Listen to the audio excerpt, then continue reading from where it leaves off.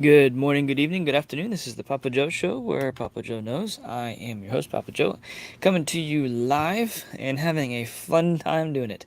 Sorry, I'm just a moment here late trying to get things situated here.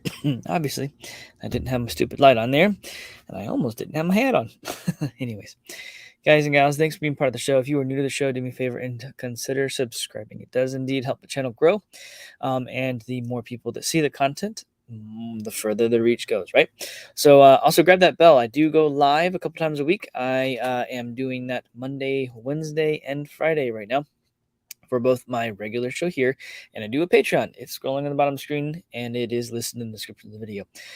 If you want to hear Papa Joe, me, take off my gloves and have a conversation with everybody about topics that typically get channels, I don't know, seriously censored.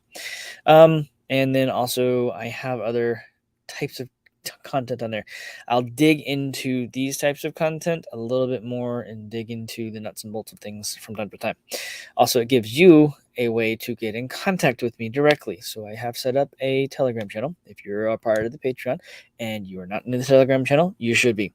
It's the pinned message at the top of the thing there. So, anyways, enough of all of that fun stuff. Today we are going to take a look at some interesting, I think, information that theys don't want any of us to know.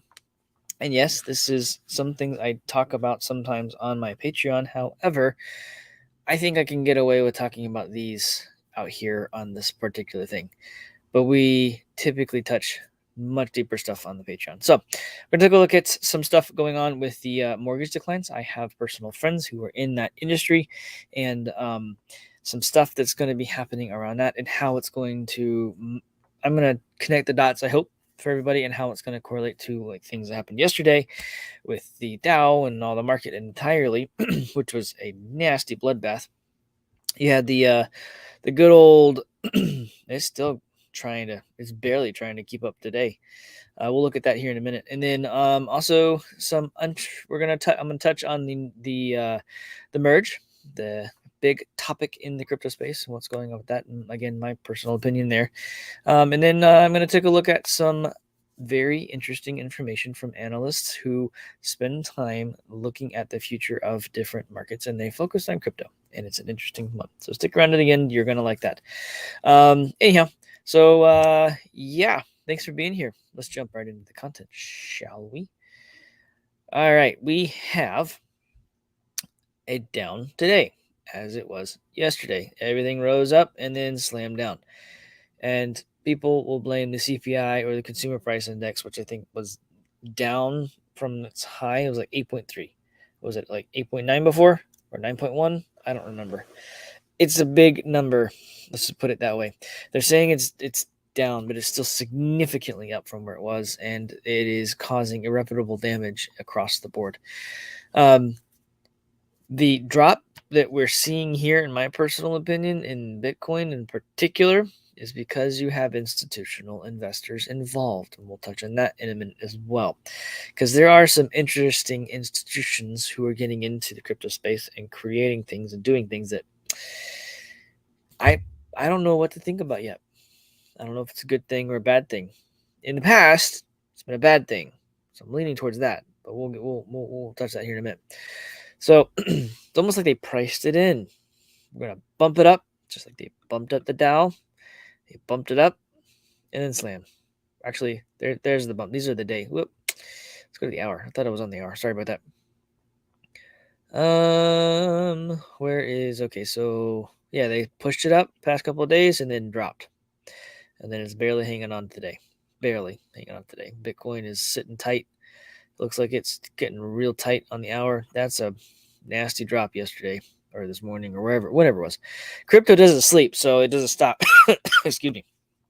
So it's not as like, oh, that was the end and the opening and closing of the market, whatever. Nasdaq and the S&P 500 are doing exactly the same. You got silver and gold, which are trying. Wow, gold got slammed. I didn't see that one yesterday. Silver got slammed as well, but they're trying to recover.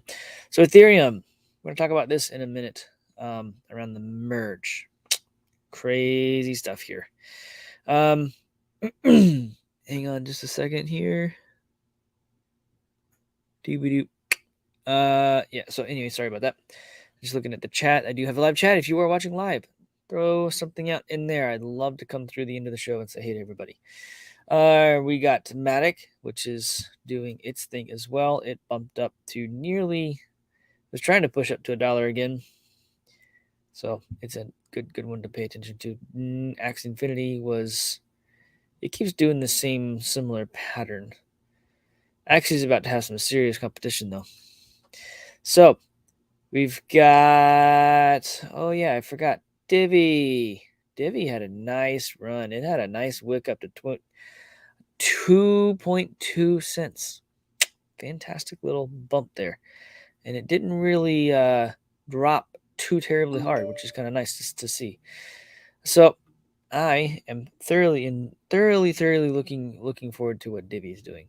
So take a look at this mortgage stuff here real quick. This continues to decline.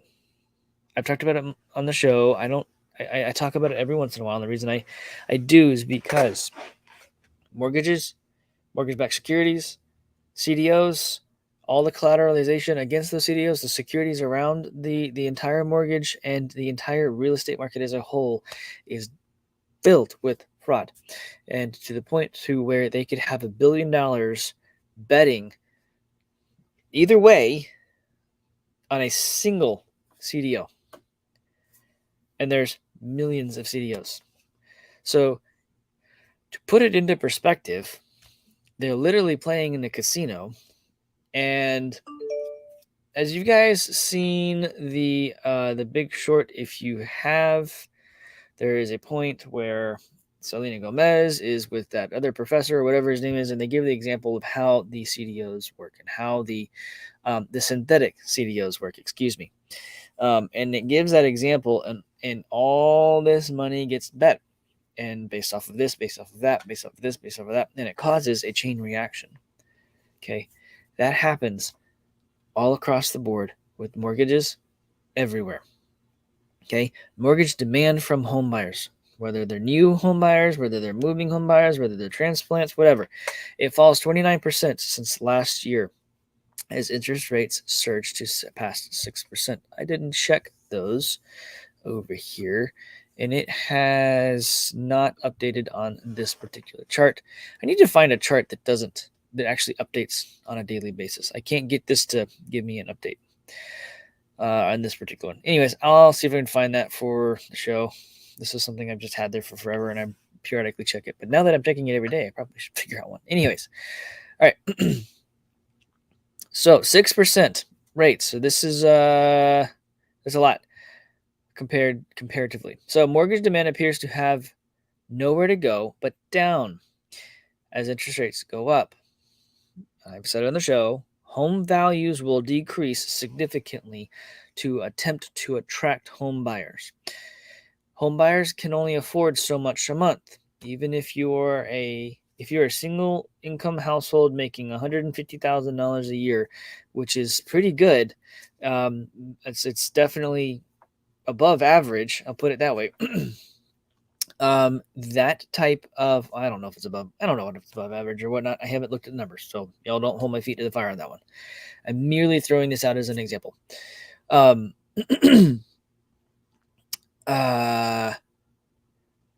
as they drop the prices, home buyers can only afford so much a month on rent, on mortgages. They still got to feed their families. They still got to pay for the forced insurances. They've still got to have communication and have internet, because in today's world, that is how we live. Just like in the future here, not too far from now, in my personal opinion, you're going to see blockchain in some form or fashion being some sort of service, some sort of utility potentially, or riding on top of utilities like the internet. But I digress. I end up pointing this stuff out. In order for people to be able to buy a home, those home values have to come down. Therefore, the securities have to come down. Therefore, the mortgage-backed securities. Therefore, the all the different crap that they've created around this stuff, the CDOs, all the different things that are just out there that they've done, and they've created this mosh pit, I'll call it, of trading and Now the home values are going down. Now the underlying asset inside of those securities is decreasing in value. Well, if those securities are way the heck up and they're all betting on those prices never going down, this is just 2008 again.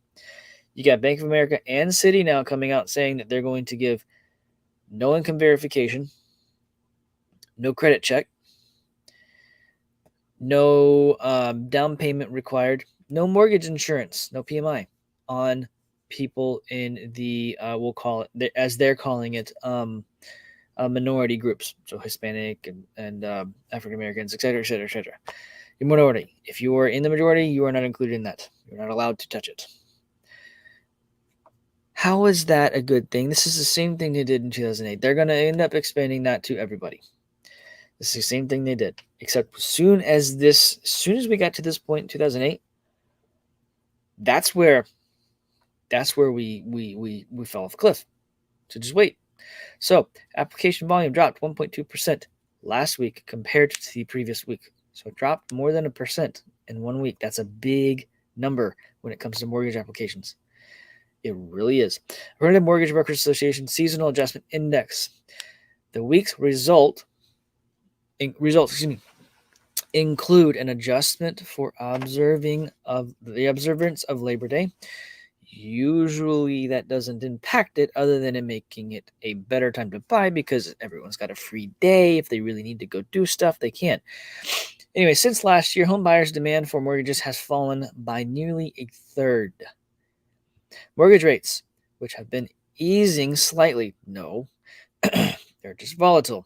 Through July and August, pushed higher yet again after Federal Reserve Jerome Powell made it clear to investors, which are banks, that the central bank will stay tough on inflation, even if it causes consumers some pain. And the FOMC stuff's supposed to come out either this week or next week.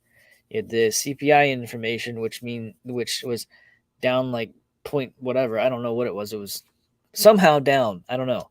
But food prices went up to 11%, and some other stuff went up even higher. Don't ask me how they get those numbers because I don't think they're accurate. Anyhow, the average contract interest rate for 30-year fixed rate mortgages with conforming loan balances of $47,200 or less, so that's the threshold for conforming, increased to 6.01% from 5.94%, with points decreasing to 0.76% from 0.79%, including the original fee for loans with a 20% down payment. So if you have less, which unless you've bought a house or have investments, most people, especially first-time homebuyers, aren't going to have 20% to put down most of the time. Not everyone, but most of the time. Okay, a 30-year fixed mortgage rate hit the 6% mark for the first time since 2008, raising to 6.01%, which is essentially double what it was a year ago. So we should have a 50% decrease in home values so that people can actually still afford that type of home at that interest rate. That's how it trades off. As rates rise, values drop. And there's a lag. As values rise, values will rise only after rates drop. And there's a lag. And usually it takes time. We're in a very, very, very big problem, guys and gals. Refinance demand fell another 4% for the week and was 83% lower than the same week 1 year ago. With rates above 6%, about 452,000 borrowers could benefit from a refinance. That's not a lot of people, guys and gals. That's not a lot of people at all. That's according to Black Knight, a mortgage technology data provider. That's the lowest number on record. That's a big deal, guys and gals. Their little profit wheel is coming to a screeching halt because the underlying assets of all of the things that they've built all this crap on is crumbling. Scripture talks about building your house on the sand versus the rock. Well, they've built these investment vehicles on top of sand. and there's a storm coming. What happens when that happens? When a storm goes away in sand, it just washes away. Washes away. Okay? That's what's happening to our economy. There's not a bedrock underneath it. These few remaining candidates can only save about $315 per month per borrower. It's pretty bad. That's just awful. We're in for a world of hurt, guys and gals, and it all ties back to the freaking housing market. I talk about it on the show because there is a solution to this. And it is in a big way in the NFT market, blockchain technology, and cryptocurrency, right? I haven't touched NFTs from a artistic perspective. I have, or I will touch them. I may build it. I don't know yet. I haven't decided. I could go build these things. I very easily could. Not me, I'm not a coder, but I can easily make that happen. The world will end up using NFTs to buy and sell homes. Whether there's some sort of loan associated to it, maybe, and then it will end up being private investors who do the loans. It won't be a central bank. You can create a DAO that stands up or is set up for doing mortgage loans to buy and sell a home. Well, that DAO receives payments on the repayment of that plus whatever the interest of it. And they have to post collateral of some sort to buy the home. Okay, so you have the collateral and the home as the collateral. So you have two collaterals in the whole thing, and you have a DAO that's gonna. You can name whatever interest rates you want. You could say it's 3%. 3%. Say you have 5 or 6 people in there. I don't know. Maybe you have 300 people in there, and they've all put $100 in. I don't know. Whatever it is, and they all get a residual income off of a repayment of someone buying a home. It's basically crowdsourcing mortgages.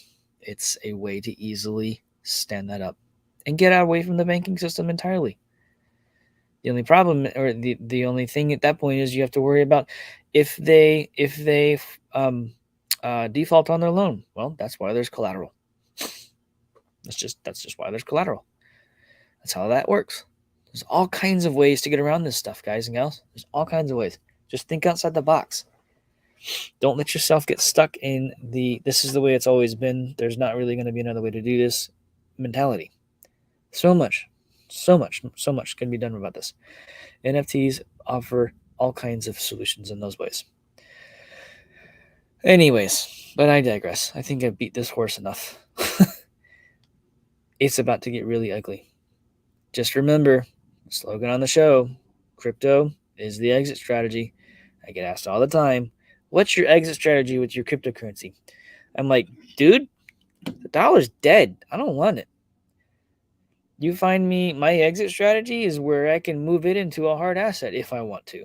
Buying a home, buying a car, buying real estate, buying gold, buying silver. You can already do some of those things. You can already do that stuff now. Spending it to go eat something. So much can be done. We are just beginning. We haven't even begun to do this stuff. I've made this very clear. I'm a builder. I've also been in this space a long time. It's going to be fun. What's coming next?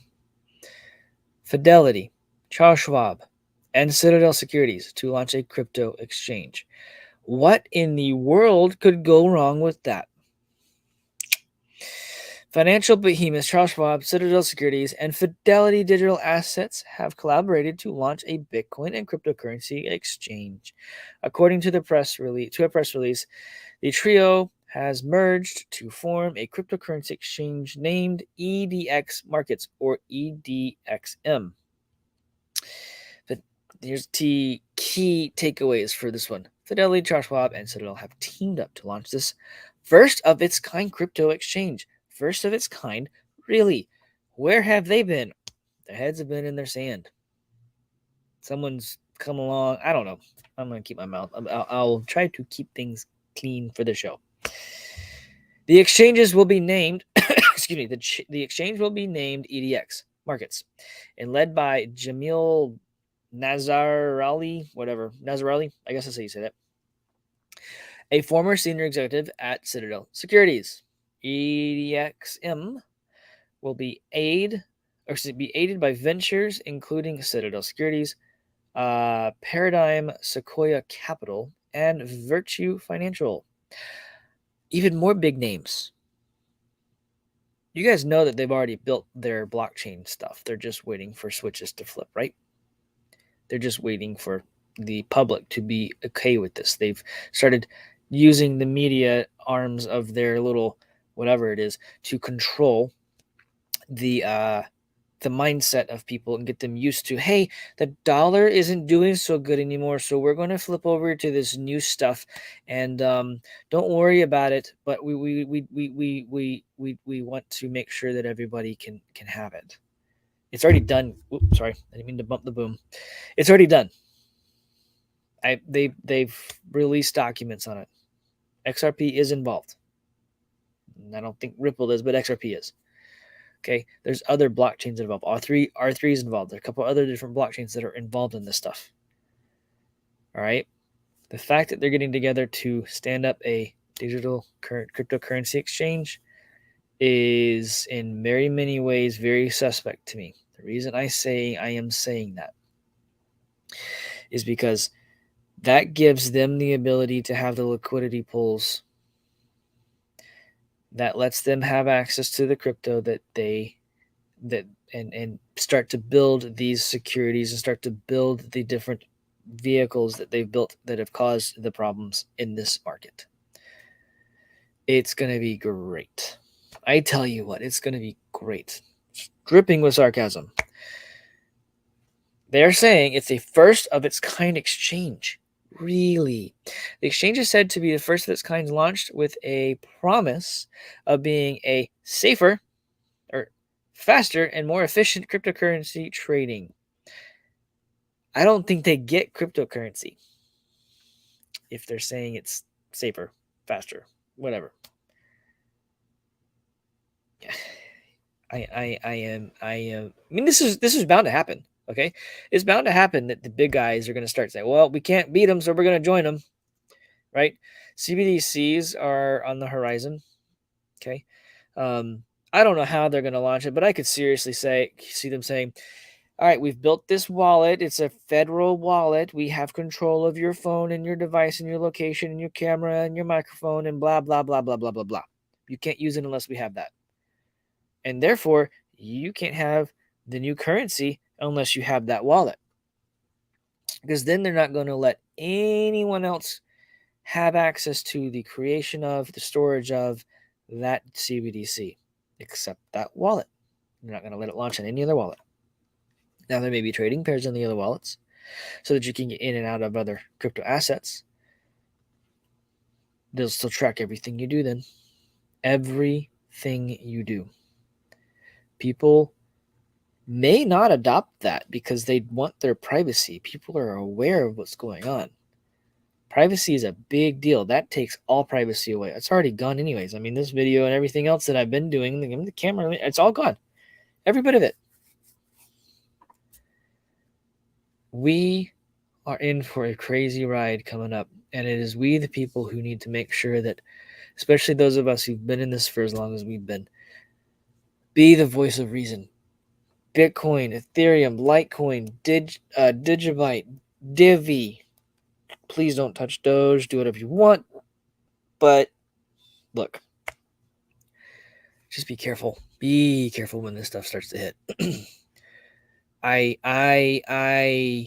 could see them launching this and setting up different rules and regulations with the SEC and making that happen, and saying all other exchanges that don't meet these things can no longer be an exchange and beat out the competition. That's their playbook. If you go back and read The Creature from Jekyll Island, it's the playbook. All the big boys get together. They have a meeting. They say, we're going to do this. We're going to make it so special and so unique that no one else can actually keep up or be like us. And then, therefore, they will become the market corner, the corner of the market. The rubber barons. It's the same freaking playbook. It's just a different story on a different day, different time. That's what they'll do. And it's up to us to say no. It's not going to do anything if we just don't use it. Just saying. They have no control or power if you don't use it. If you just say no, it's not going to work. Don't use it. So the merge, the big thing, monitoring the merge. Last couple of minutes here of the show. What successful Ethereum upgrade would look like? Basically, if it is successful, the blocks will start writing. If it is unsuccessful, the blocks will be blank and the miners will continue to mine. All eyes on the cryptosphere are set on the merge. Ethereum's long-awaited upgrade update to a new, greener. If you only knew how green mining was. Anyways, method for processing transactions. The update, which will see the second largest blockchain network ditch its power-hungry miners once and for all, is expected to take place around 15 hours after we hit publish on this article. Yeah, if they only knew how green and how helpful the miners are to the grid. I tell you what. Oh, they have no idea what they're doing, but that's okay. The miners could end up doing a whole nother chain. They could fork off and become something else, and it may take place. It may not. Miners may go back to Ethereum Classic. They'll move over to Monero. They'll move over to other stuff. There'll be more hashing power and other coins, which isn't necessarily a bad thing because it's a free market. That power will disperse instead of being focused on one, and that's not a bad thing. But some things I have a problem with is that the vast majority of the validators are very, very centralized with Ethereum. And it may not be a good idea. It may not be safe unless they decentralize it more than they have so far. Well, I want to say I saw an article saying there was I don't remember what the number was. It was under 10 validators that held the vast majority of the tokens for staking. And I'm sitting here going, that's so easy to do a 51% attack on. It's not funny. And it's just, look, I know people who've been working on this. I've been saying it for this whole time. I'll believe it when I see it. And if it is in fact successful and is not destroyed after this, I think they could do it. Look, they've got an amazing team. I think they could do it. My personal opinion is I will believe it after it is successful. It's just one of those things that for me, I am skeptical on it taking place because when you start proof of work, you really need to stay proof of work from a technology perspective. For me, being a technologist, being an engineer, a technical engineer, that is a very big, hard lift. That's why it's taken so long to do this. There's a lot of money tied up in Ethereum. A lot. And this is very public. And if anyone's paying attention who's nefarious, during this type of transition, a lot of stuff could go wrong. Just keep your eyes out, be patient, and be aware that there's a lot of stuff that sit on top of Ethereum in the crypto world. Okay? Bitcoin does it, it's got its own blockchain. Divi does it, it's got its own blockchain. Litecoin does it, it's got its own blockchain. But Polygon technically has its own blockchain, but it is sitting on Ethereum too. So it's kind of got one foot in both camps. There's a lot of tokens on top of Ethereum. It's a lot of tokens, guys and gals. We'll see. It could work. It's probably going to work. But until I see it work, being a technologist, being an engineer, this is what I do. When I launch a new product or build a new product or I provide a new solution to a problem into the world, whatever it looks like, it's always like, here you go, turn the key.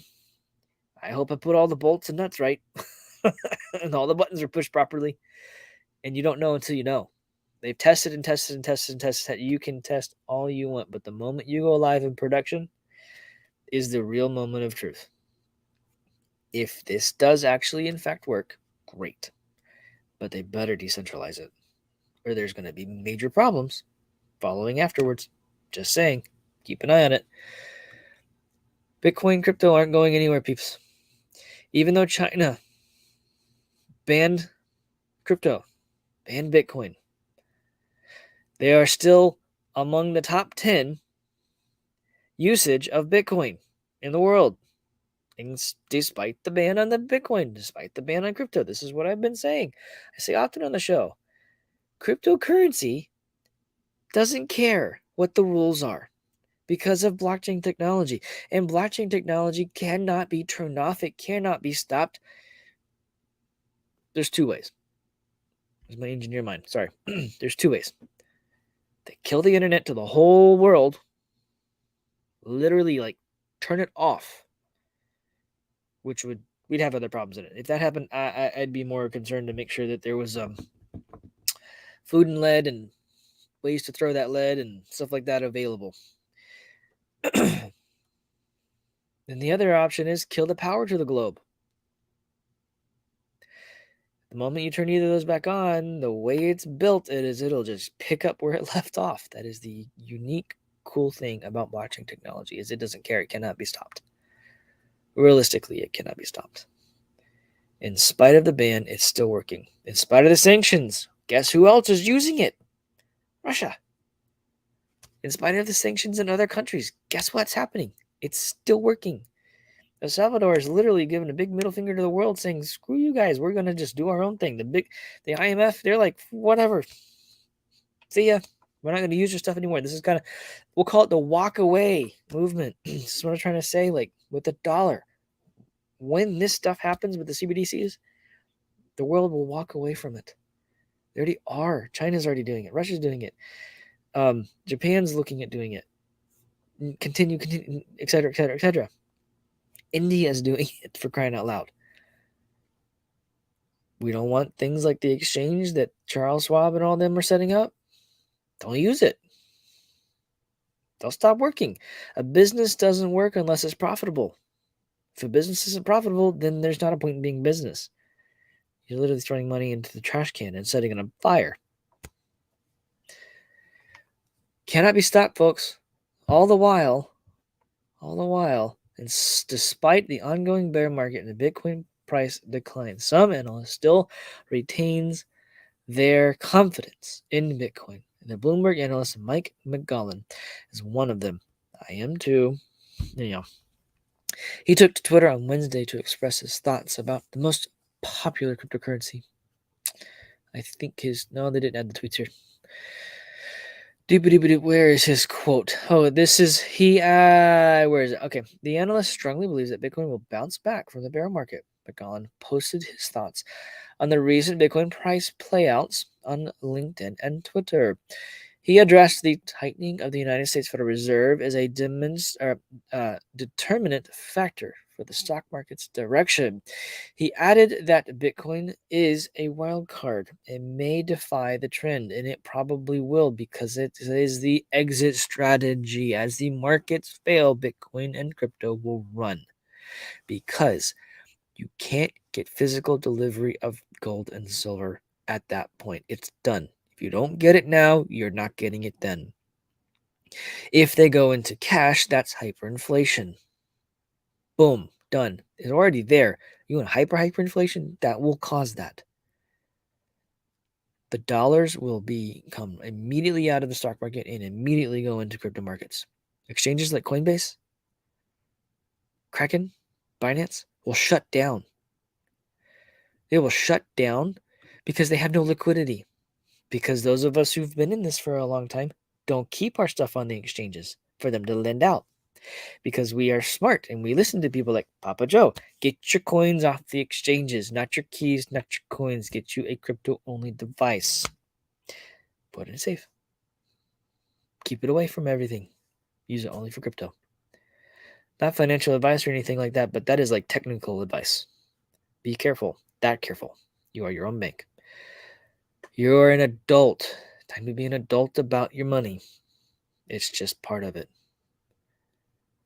Be careful. Do your research. Not financial advice, legal advice, tax advice, but pay attention. Okay? The only liquid asset that these people will be able to get their hands on to get out of the dollar, because that's what it will end up being, is Bitcoin, is Litecoin, is Ethereum, is Divi. Continue on and on and on. Low cap markets like Divi, the value that will be there will be insane. All right. Some people will cash out entirely. Some people will take their rewards and they'll sell those and they'll live their life. And that will cause more liquidity for that particular asset. It's going to be very, very, very interesting as we get into this. Now, I'm going to run through the chat here and say hey to everyone. I know we're a little over in time, but that's okay. You guys are fantastic, and I love doing this stuff. We got Gloria. What's going on? How you doing this afternoon? Lithia, appreciate you being here, part of the show. It is indeed a beautiful afternoon. Thanks for being here. Tom, what's up, brother? Hope you're doing well, man. It's been a little bit. Hope you're doing good. We've got Carl in the house. What's up? How you doing? I appreciate you being part of the show. Who else we got here? Johnny Mattis. What's up, brother? Thanks for being here. It is indeed a great, great day. I appreciate you being part of the show. Let's see. I think the live chat feature, brother, I have to always switch mine to live chat. I wish I could default it to that. Although some channels I pop into, it's just literally just a scroll. You can't even see anything. So, anyways. Let's see who else we have in here. Doop doop doop doop.